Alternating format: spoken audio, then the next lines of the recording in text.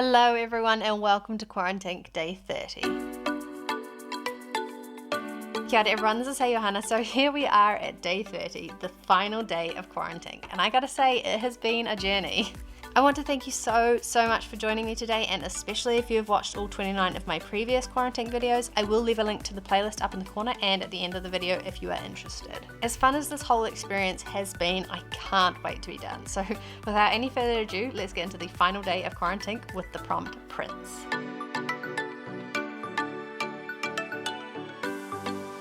So day 30 had the prompt prints. It was a really nice one to finish on actually. I had quite a few ideas I could have gone with. It's reasonably open as a prompt. I think prints can be interpreted in so many different ways outside of the obvious, male heir to the throne kind of way.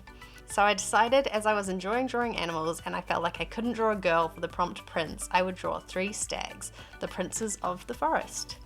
Everything was going well. I really liked the sketch. I sort of liked the line art. The thing is, I'm still not quite used to drawing without putting my face right over the piece and therefore ruining the footage. But as soon as I started adding the background, I was just unhappy. And I noticed that with all of my previous drawings I had done this month, any that had a background I just wasn't fond of. This might be because I prefer my style without a background, but I think more likely is I haven't explored illustrating backgrounds enough. This means that when I do draw them, I'm not quite getting it right. It's either too busy or it just doesn't fit into the piece or something. And you may think I'm being overly critical, Mum, I'm looking at you, but you have to understand I'm not looking at these pieces and being like, ooh, it's garbage, burn it. I just look at it and see it's a tiny bit wrong and I'm not immediately sure why. So the solution? Get over it basically. Well, no, not really. Draw more backgrounds is the solution. And if I get that skill up to the same level as the drawing skill of the main subjects, over time I should be able to make more cohesive pieces. In fact, I think I'm already getting slightly better at that from just a few days of exploring a skill I don't usually exercise. And that leads me quite nicely into talking about this whole QUARANT-INK experience and what I've gained from it. A big problem I have with creating art is that often I'm scared to start a piece. I'm scared to mess up a blank page. Even if I have a really well thought out idea, it can take me a while to even put my pencil on the paper. And when I do finally get the courage up to start sketching, I can be way too overly careful for fear of messing it up or something. By drawing every single day in April and creating proper pieces, I was able to get rid of that quite quickly. It became important that I didn't spend too much time fretting over making it perfect, so I was quicker at the sketching process. So that is for sure something I've gained from this experience. I can now happily and confidently put my pencil on a blank page and just start a sketch, and it means that my artwork takes a lot less time, and that's really valuable to me. I definitely think I've gained a better understanding of how to use this ink, how watercolour paper reacts to different levels of water. I've picked up some techniques for working with this medium, and I'm ultimately much more comfortable working with it now. I also feel like I've gained some confidence in my art. I think I can see an improvement already, and that's really quite gratifying. I am very fortunate to have been able to do this and spend all of my energy this month working on this.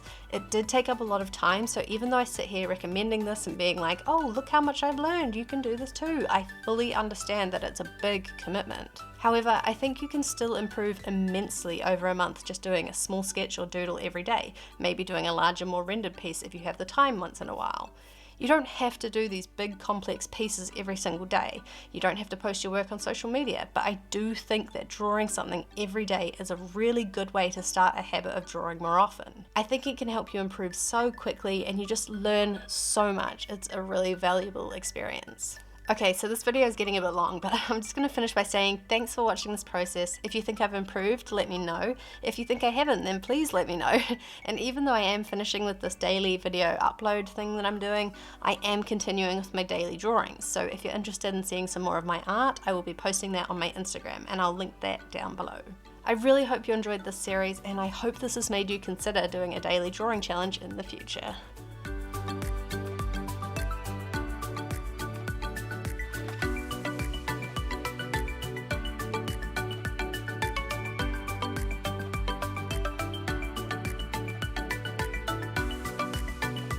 Okay, so here is my final illustration for QUARANT-INK using the prompt prints. I'm not really sure how I feel about this illustration. I think partially I'm just stunned that I'm finished, and that's kind of taking up all of my emotional capacity right now. The hugest of thank yous to everyone who watched my QUARANT-INK videos, to those of you who supported me and encouraged me through this very tiring process, and a big thanks to the Harry Potter audiobooks, not sponsored obviously, which I went through completely 3 times this month. All 7 books. 3 times.